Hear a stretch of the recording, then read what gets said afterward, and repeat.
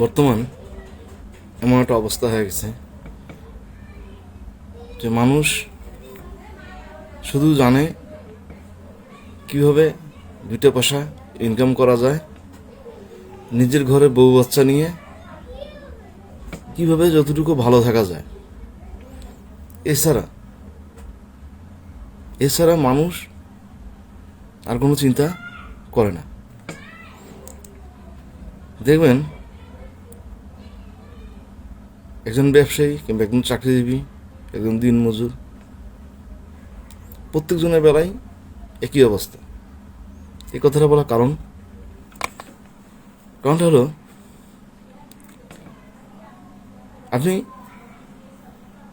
আপনি কিংবা আমরা যারা রোজগার করি,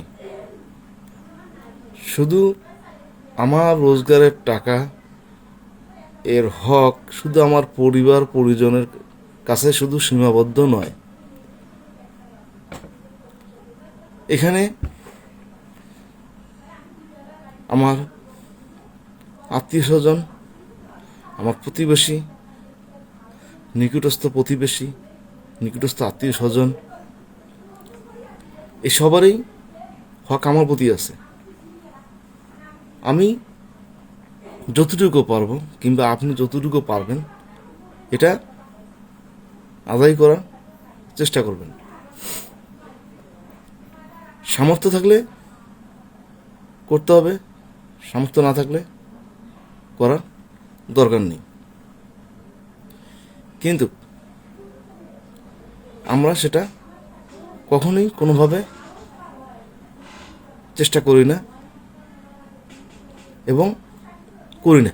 সোজা এক কথায় আমরা কখনো করি না। আমরা আত্মীয়কে দেখলে দূরে থাকি, একজন প্রতিবেশী বাসা আসলে দূরে থাকি।